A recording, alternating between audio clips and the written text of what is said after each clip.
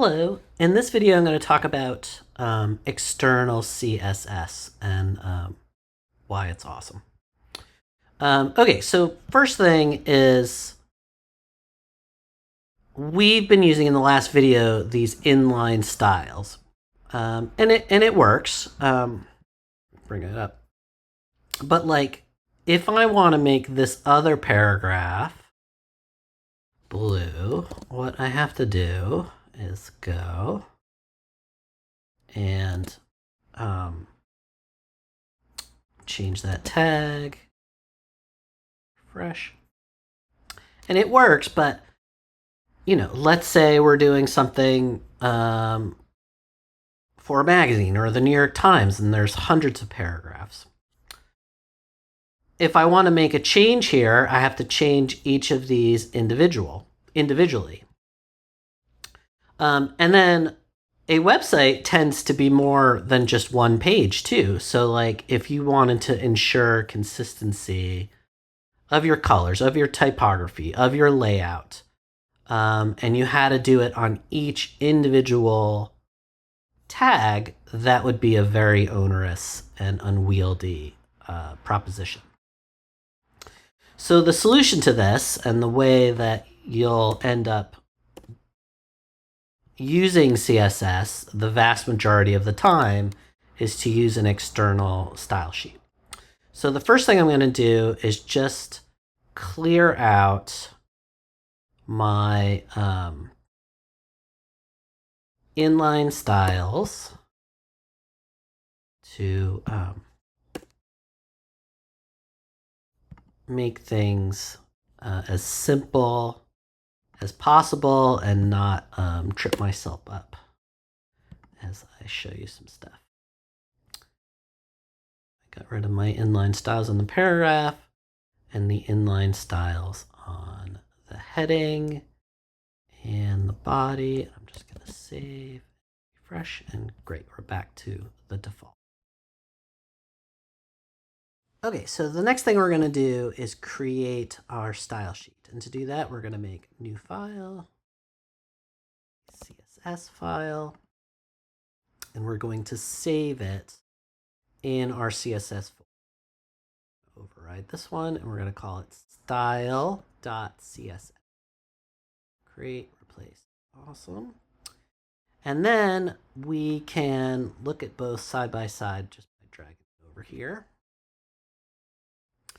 Okay, so the next thing we need to do is link this style sheet to our HTML document. And the way we do that is with the link tag. Okay, so within this link tag, there's two attributes we got to look at. The first is the rel, or relationship. So the relationship we're looking for this link, how do we want it to function, is as our style.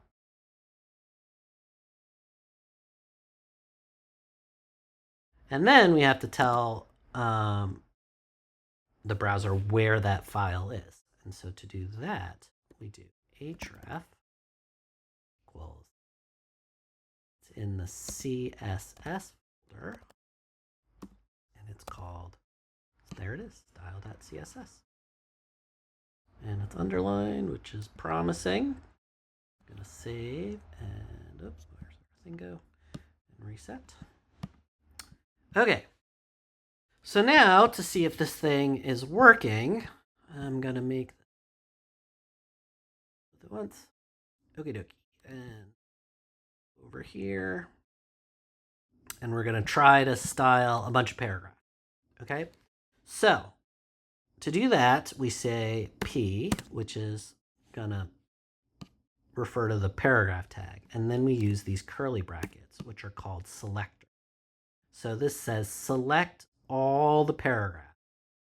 And then we have our property and value pairing. So color blue with the semicolon. So this is the same syntax as when it was an inline style. So I'm going to save this and they're blue. That is. And we can keep going. We could say our H1 font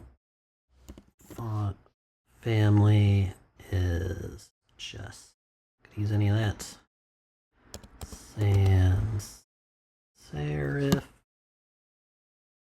And then font size, we'll do 60 pixels.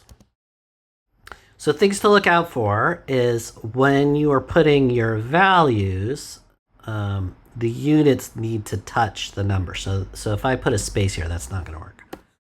So let's save and refresh. And there we go.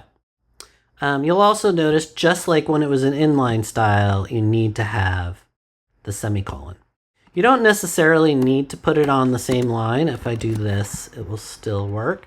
But it's just a little nicer to look at when they're on multiple lines like that. Okay, so this is super powerful because now these two little selectors here could conceivably change many different, hundreds, thousands of tags and have perfect consistency.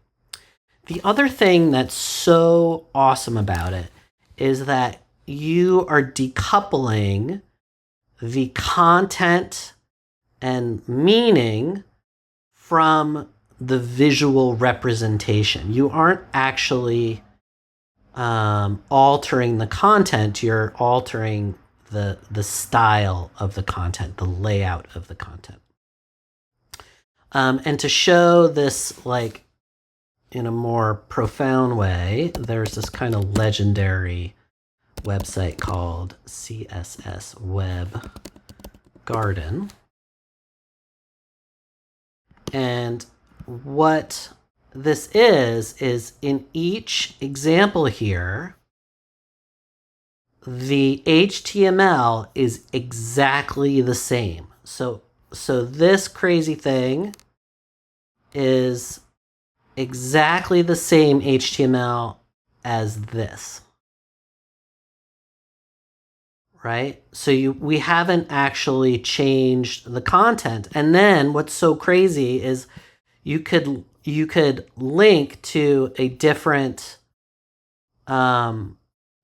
style sheet and get a completely different result. So you can have different looks or different skins that would be very easy to